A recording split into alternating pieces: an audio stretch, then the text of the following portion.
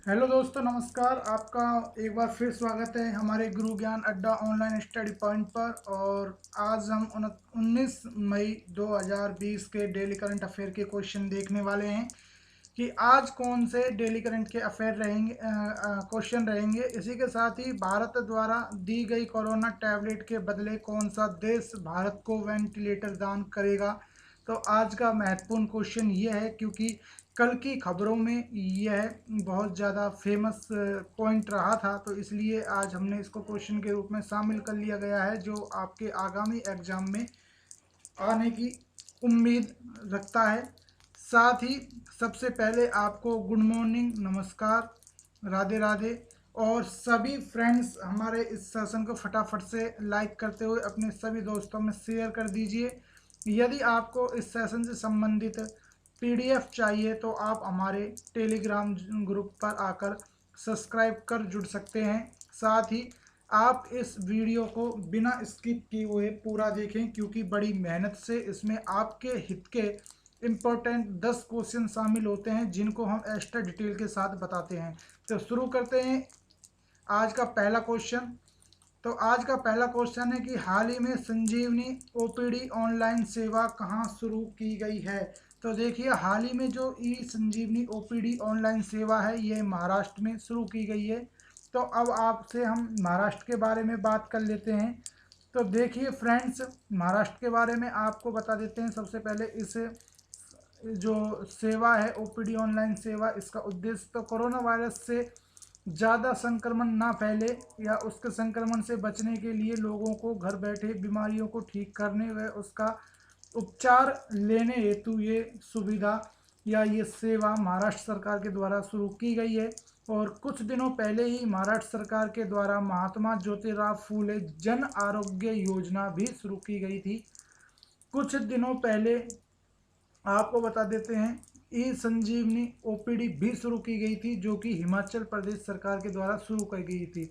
तो ई संजीवनी ओपीडी हो गई महाराष्ट्र की, और इसी के साथ में ई संजीवनी ओपीडी जो एक अभियान है, वो हिमाचल प्रदेश के द्वारा शुरू किया गया है। तो सेम हल्का हल्का सा फर्क है, क्योंकि ई संजीवनी ओपीडी वो है और ई संजीवनी ओपीडी ही ये है। लेकिन ये ऑनलाइन सेवा है और वो एक स्कीम थी। तो इस दोनों को आप ध्यान रखेंगे। इसी के साथ ही आपको बता दें, जो महाराष्ट्र में आईआईटी बॉम्बे है, उसके द्वारा क्वारंटाइन ऐप लॉन्च किया गया था कुछ समय पहले ही। और आयुष सिंक नाम का एक डिजिटल स्टेथोस्कोप भी आईआईटी बॉम्बे द्वारा निर्मित किया गया था। इसी के साथ ही आपको बता दें कि जनवरी 2020 में जो महाराष्ट्र सरकार थी, उसने थाई मांगुर मछलियों के प्रजनन केंद्रों को भी नष्ट करने का आदेश दिया गया था उसके द्वारा। इसी के साथ आपको बता देते हैं महाराष्ट्र के बारे में और कुछ डिटेल्स जो अभी करंट से रिलेटेड हैं। 2020 में छत्रपति महाराज की जन्मोत्सव मनाया गया था। इसी के साथ में Shivaji in the south block the unwritten history of proud people नाम की एक किताब लिखी गई थी, जो महाराष्ट्र के गिरीश कुबरे हैं, जो कि एक पत्रकार और एडिटर हैं, उनके द्वारा ये किताब लिखी गई है। ये चर्चा में रही है अभी, और इसको आप ध्यान से देख लेंगे। सौरभ लोढ़ा आईआईटी बॉम्बे के प्रोफेसर हैं, जिनको अभी हाल ही में 2020 का young career award in nano science and technology दिया गया था। इसी के साथ ही आपको बता दें कि हाल ही में कोविड-19 टेस्टिंग बस भी जो बॉम्बे में चलाई गई है, जो महाराष्ट्र सरकार के द्वारा ही लॉन्च की गई थी, चलाई गई थी। और महाराष्ट्र की जो सांगली हल्दी है, इसको जीआई टैग प्राप्त हुआ है। इसी के साथ ही भारत का पहला ईट राइट स्टेशन आपका मुंबई सेंट्रल स्टेशन घोषित किया गया है। इसी के साथ ही कोविड-19 मरीजों को समर्पित देश का पहला हॉस्पिटल भी आपका बम्बई में स्थापित हुआ है, जिसका नाम है सेवन हिल्स हॉस्पिटल, जो कि रिलायंस इंडस्ट्रीज लिमिटेड के द्वारा बनाया गया है। बॉम्बे उच्च न्यायालय के हाल ही में मुख्य न्यायाधीश नियुक्त किए गए हैं Deepankar Datta. Justice India report में फर्स्ट नंबर पर आपका महाराष्ट्र रहा था न्याय देने के क्षेत्र में। पूना और बॉम्बे के मध्य भारत की पहली इंटरसिटी इलेक्ट्रिक बस सेवा प्रारंभ की गई है जनवरी 2020 में। इसी के साथ ही भारत का दूसरा जलमग्न मेट्रो रेलवे परियोजना है, वो आपकी मुंबई में निर्माणाधीन है, मीठी नदी के अंदर या नीचे। बॉम्बे में कुछ बैंक हैं, नेशनल बैंक, जिनके हेडक्वार्टर बनते हैं, तो आपको बता देते हैं कौन कौन से हेडक्वार्टर बनते हैं बॉम्बे में। एसबीआई का हेडक्वार्टर बॉम्बे में है, आरबीआई का हेडक्वार्टर बॉम्बे में है, आईडीबीआई बैंक का हेडक्वार्टर बॉम्बे में, यूबीआई बैंक यानी कि यूनियन बैंक ऑफ इंडिया, इसका भी हेडक्वार्टर आपके बॉम्बे में स्थित है। सीबीआई बैंक का भी हेडक्वार्टर आपके बॉम्बे में है। बोई यानी कि बीओआई बैंक है, इसका भी हेडक्वार्टर आपके बॉम्बे में है। एसईबीआई बैंक का भी हेडक्वार्टर आपके बॉम्बे में है। एलआईसी का हेड ऑफिस भी आपके बॉम्बे में स्थित है। नाबार्ड का हेडक्वार्टर भी आपका बॉम्बे में स्थित है। इसी के साथ ही एक्सिस बैंक का जो हेडक्वार्टर है वो आपके पुणे में स्थित है। पीएनबी का जो हेडक्वार्टर है वो आपके नई दिल्ली में स्थित है।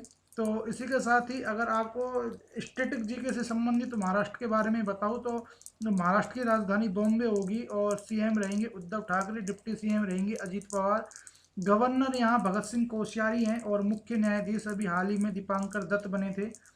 अब आपको बता देते हैं कि भारत की जो पहली रेल सेवा शुरू हुई थी वो भी आपके बम्बई में ही शुरू की गई थी, थाने से बोरीवली के बीच में। और बॉम्बे पुणे के मध्य एक भारत की पहली जनवरी में ही बॉम्बे और पुणे के मध्य भारत की पहली हाइपर लूप ट्रेन शुरू होगी, अभी हुई नहीं है, होगी भविष्य में। महाराष्ट्र में एक नया बंदरगाह भी बनेगा जिसका नाम रहेगा वृंदावन बंदरगाह। 2020 में खेलो यूथ गेम का जो तीसरा संस्करण हुआ था उसमें महाराष्ट्र नंबर 1 पर रहा था 256 मेडल के साथ। राजस्थान राष्ट्रीय पुरुष हॉकी सीनियर पुरुष हॉकी चैंपियनशिप 2021 भी आपका महाराष्ट्र मेजबानी करेगा इसकी।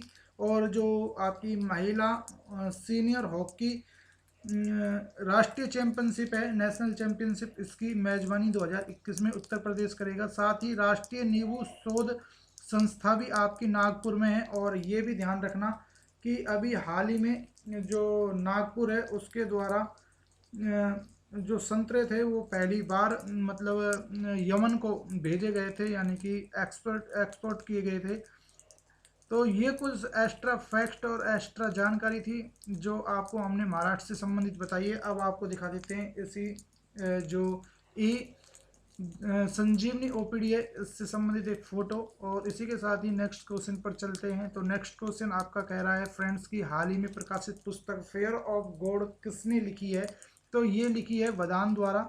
अब आपको इस पुस्तक के बारे में बता देते हैं। जो बदान है इनका पूरा नाम आपको मैं बता दूं तो इनका पूरा नाम है बम्बदेवरा साई चंदन वंदन, इनका पूरा नाम है। इसी के साथ ही इस पुस्तक में न्याय विवरण को चरम उपयोग करते हुए, मतलब जो न्याय विवरण है उसका चरम उपयोग करते हुए उसे लागू करने की बात जो कही गई है, यानी कि उसकी थ्योरी पर इस पर मतलब बताया गया है, न्याय की थ्योरी को संबोधित किया गया है इसमें।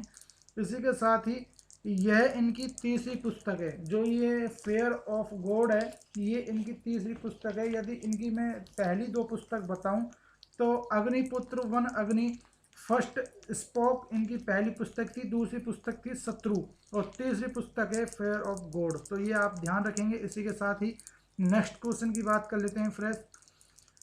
भारत द्वारा दी गई कोरोना टैबलेट के बदले कौन सा देश भारत को वेंटिलेटर दान करेगा? तो ये करेगा आपका यूएसए यानी कि अमेरिका। और अमेरिका ने 3 हफ्ते के अंदर अंदर 20 करोड़ की कीमत के 200 जो वेंटिलेटर हैं वो भारत को दान देगा।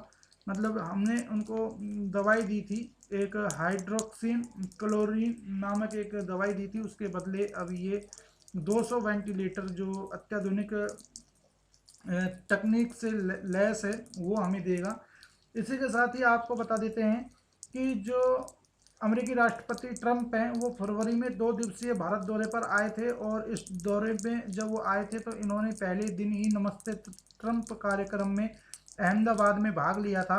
और साथ ही जो अहमदाबाद में मोटेरा स्टेडियम है उसका भी उद्घाटन किया था, जिसके बाद में मोटेरा स्टेडियम का नाम सरदार वल्लभ भाई अंतर्राष्ट्रीय क्रिकेट स्टेडियम हो गया और ये दुनिया का सबसे बड़ा अंतर्राष्ट्रीय क्रिकेट स्टेडियम बन गया है क्रिकेट का। इसी के साथ ही जो अहमदाबाद है वो साबरमती नदी के किनारे है। अहमदाबाद ने ही अभी कुछ दिन पहले एक होम डिलीवरी के लिए डिजिटल पेमेंट की पहल शुरू की है। इसी के साथ ही अगर स्टेटिस जीके का अगर आपको मैं पोर्शन बताऊं तो देखिए, अमेरिका की राजधानी है वाशिंगटन डीसी और जो राष्ट्रपति हैं वो डोनाल्ड ट्रंप हैं, मुद्रा है यूएस डॉलर और विश्व की सबसे जो ताकतवर अर्थव्यवस्था या मुद्रा मानी जाती है वो यूएस डॉलर ही मानी जाती है। इसी के साथ अगला क्वेश्चन देख लेते हैं। क्वेश्चन नंबर 4 कह रहा है कि हाल ही में कोरोना वैक्सीन का ट्रायल बंदरों पर किस यूनिवर्सिटी द्वारा किया गया? तो ये किया गया ऑक्सफोर्ड यूनिवर्सिटी, जो कि आपकी लंदन यानी कि इंग्लैंड के अंदर स्थित है। तो ब्रिटेन की ऑक्सफोर्ड यूनिवर्सिटी है, इसने बंदरों पर एक सफल कोरोना वैक्सीन जो है उसका ट्रायल किया है और जो ये वैक्सीन है फ्रेंड्स, ये मतलब अच्छे रिजल्ट दे रही है ट्रायल के बाद में। तो हो सकता है कि 90% चांस इसके ये लगाए जा रहे हैं कि ये हो सकता है कि कोरोना की सफल वैक्सीन बने। इसके बाद में आपको मैं कोरोना से संबंधित एक बात बता देता हूं कि भारत में कोरोना रोगियों को ट्रैक करने के लिए आरोग्य सेतु एप्लीकेशन लॉन्च किया गया था। इसी प्रकार से ऑस्ट्रेलिया ने भी हाल ही में कोविड सेव नाम से एक ऐप बनाया है, जो कि सार्वजनिक कोरोना ऐप है और ये आरोग्य सेतु की तरह ही काम करेगा।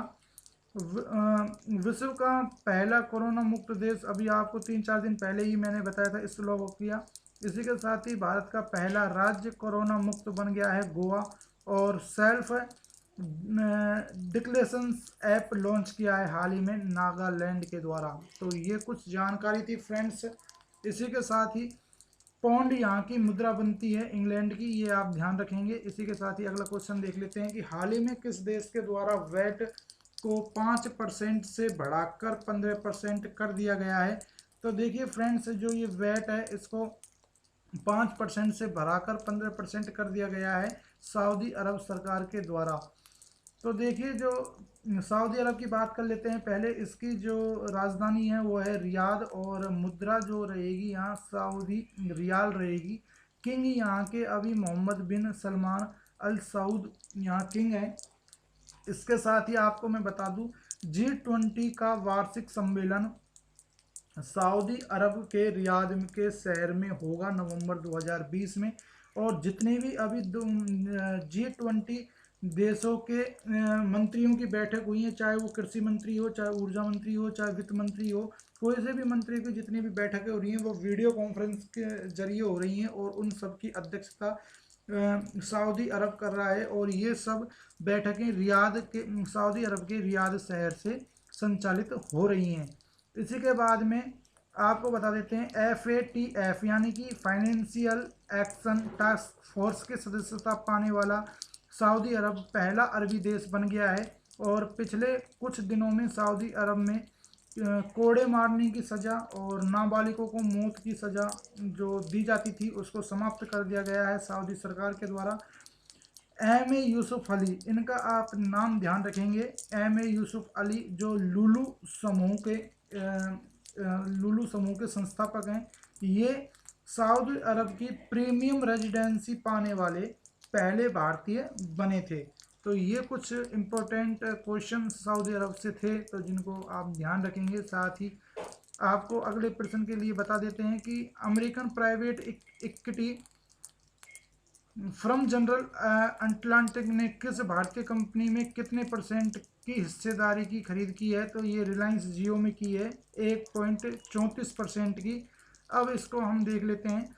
तो ये देखिए लोगों में, जैसा कि आप पिक्चर में देख पा रहे हैं, डिजिटल अटलांटिक और जियो का 66 करोड़ का निवेश ये हुआ है। यानी कि 1.64% की जब हम रकम निकालेंगे तो 6600 करोड़ का निवेश ये सामने निकल कर आता है। तो ये ये रिलायंस जो जियो है उसका चौथा बड़ा निवेश है। इससे पहले 3 निवेश वो कर चुका है। सबसे पहले फेसबुक के साथ किया था 9.99% की हिस्सेदारी या कि निवेश किया था। और इसके बाद में आपका अमेरिकन प्राइवेट इक्विटी फर्म जिसका नाम था सिल्वर लेक, उसमें 1.15% की साझेदारी कर चुका है। इसके अलावा American private equity general Vista जो एक फर्म थी, उसमें 2.23% की ये हिस्सेदारी कर चुका है। और चौथी हिस्सेदारी इसने जनरल एटलांटिक में की है। इसी के साथ ही आपको बता देते हैं कि फेसबुक ने हाल ही में जो जीफी नाम की एक कंपनी थी, जो कि एनिमेटेड फोटो बनाने वाली कंपनी थी, उसको खरीद लिया है 3023 करोड़ रुपए में। और फेसबुक के तो आपको पता ही है, मार्क जुकरबर्ग संस्थापक हैं। इसी के साथ ही अगला क्वेश्चन का अगर रुख करें तो आपको बता देते हैं कि किस अंतर्राष्ट्रीय हवाई अड्डे को हाल ही में विश्व का सर्वश्रेष्ठ हवाई अड्डा सम्मानित किया गया है। तो ये जो पुरस्कार मिला है सर्वश्रेष्ठ हवाई अड्डे का, ये मिला है चांगी हवाई अड्डा सिंगापुर को। आपको इसकी फोटो भी दिखा देते हैं। ये देखिए, ये सिंगापुर का चांगी सर्वश्रेष्ठ एयरपोर्ट है। और इसी के साथ ही ये लगातार 8वीं बार इस एयरपोर्ट को अवार्ड मिला है। इसके अलावा जो सेकंड नंबर पर जो रहा है वो हनेडा अंतर्राष्ट्रीय हवाई अड्डा, जो जापान का बनता है, टोक्यो के अंदर स्थित है, ये सेकंड नंबर पर आ रहा है। और हमाद इंटरनेशनल एयरपोर्ट जो कि दोहा कतर के अंदर स्थित है, ये तीसरे नंबर पर इस श्रेणी में रहा है। इसके साथ ही कुछ और आपको मैं हवाई अड्डों के बारे में बता देता हूँ। तो विश्व का सबसे स्वच्छ और घरेलू उड़ान वाला हवाई अड्डा अवार्ड दिया गया है जापान के टोक्यो के हवाई अड्डे को। इसी के साथ ही सौर ऊर्जा से पूर्णतः संचालित विश्व का एकमात्र हवाई अड्डा है भारत का कोचीन इंटरनेशनल एयरपोर्ट।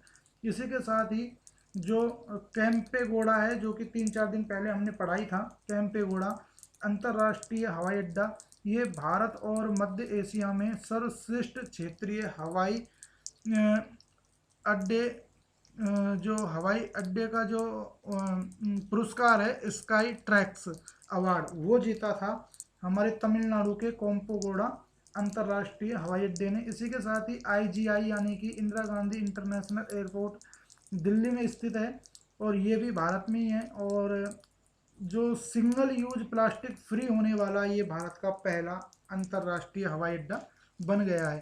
तो फ्रेंड्स, इन जो हवाई अड्डे हैं इनको आप थोड़ा ढंग से देख लीजिएगा, क्योंकि यहाँ से क्वेश्चन बनने की संभावना बहुत ज़्यादा रहेगी। इसी के साथ ही हाल ही में इजराइल के नए प्रधानमंत्री कौन बने हैं? तो बेंजामिन नेतन्याहू यहाँ के नए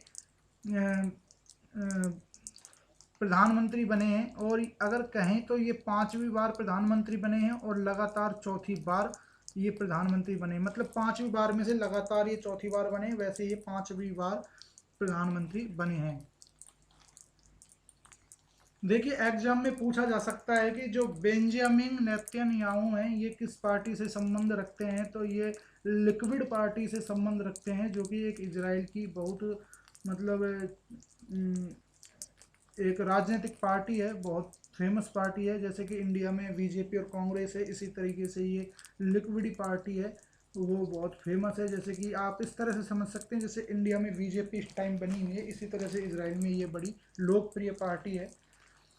इसी के साथ ही आपको हम बता देते हैं कि जो जेरूसलम है वो यहाँ की राजधानी है इजराइल की, और मुद्रा है यहाँ की इजरायली न्यूज़। और इसी के साथ ही एक चीज़ आपको और मैं बता देता हूँ कि अभी भारत और इजराइल संबंधों की जो 25 वर्ष पूर्ण हुए थे, आपके 25 वर्ष पूर्ण होने पर सिल्वर जुबली मनाई गई थी। और ये बनाई गई थी आपकी 14 से 19 जनवरी के बीच तक। और इसी समय के बीच में इजरायली प्रधानमंत्री भारत की यात्रा पर भी आए थे। इस जो सिल्वर जुबली बनाई गई थी, इस सिल्वर जुबली में नरेंद्र मोदी के द्वारा दिल्ली में एक मूर्ति चौक था, उस मूर्ति चौक का नाम हाइफा चौक कर दिया गया, इसी संबंधों को दर्शाने के लिए। तो जो हाइफा जो चौक है वो एक जगह है हाइफा नाम की इजराइल में, उसके नाम से इस चौक का नाम बदलकर हाइफा चौक कर दिया गया। और ये बहुत बार पूछी भी गया था कि किस चौक का नाम इजराइल के हाइफा शहर के नाम से किया गया है। तो ये किया गया है इजराइल के हाइफा शहर के नाम से, मूर्ति चौक दिल्ली का नाम परिवर्तित करके हाइफा चौक किया गया था। सर इसी के साथ ही अगले क्वेश्चन की अगर इससे संबंधित और फैक्ट्स आपको मैं बता देता हूँ, मेरे कुछ ध्यान आ रहा है। तो मोहिउद्दीन यासीन का आप नाम ध्यान रखेंगे, मोहिउद्दीन यासीन मलेशिया के अभी हाल ही में नए प्रधानमंत्री बने हैं। साथ में सेबेस्टियन कुर्ज नाम के एक व्यक्ति हैं जो कि ऑस्ट्रिया के चांसलर बने हैं, नए हाल ही में बने हैं ये भी। जुजाना कैपेटोवा, इनका नाम तो आपको हर हाल में याद रखना है, ये स्लोवाकिया की पहली महिला राष्ट्रपति बनी है और हाल ही में ही बनी है। इसी के साथ एंटोनियो क्रोस्टा भी पुर्तगाल के नए पीएम बने हैं हाल ही में। और आपको मैं बता देता हूँ कि TCS नामक एक भारतीय IT कंपनी है जो कि इजराइल में पहली डिजिटल बैंक को लॉन्च करेगी। इसी के साथ ही कोविड-19 के लिए मोनोक्लोनल न्यूट्रलाइजिंग एंटीबॉडी वैक्सीन भी इजराइल ने बना ली है, क्योंकि अभी कुछ दिनों पहले इजराइल के जो स्वास्थ्य मंत्री हैं और विदेश मंत्री हैं उनका एक संयुक्त इंटरव्यू आया था, भाषण आया था, जिसमें उन्होंने इस वैक्सीन को बनाने का दावा कर लिया है। और अब पेटेंट कराने के बाद में ये इस वैक्सीन को दुनिया के सामने उतारेंगे। ये देखिए ये नृत्य, ये इनकी नई जीत के बाद की फ़ोटो है। इसी के साथ ही आपको बता देते हैं अगले क्वेश्चन का। तो अगला क्वेश्चन आपका रहेगा कि हाल ही में जम्मू कश्मीर बैंक के नए MD CEO किसे बनाया गया है। तो ये जुबैर इकबाल को बनाया गया है। और जो जुबैर इकबाल हैं ये इस बैंक के MD CEO बनने से पहले HDFC बैंक के वरिष्ठ उपाध्यक्ष थे। और जो इस बैंक यानी कि जम्मू कश्मीर बैंक है इसका हेडक्वार्टर श्रीनगर में स्थित है। इसी के साथ में जो जम्मू कश्मीर बैंक है इसके RK चिब्बर अगले 3 वर्ष तक अध्यक्ष बने रहेंगे।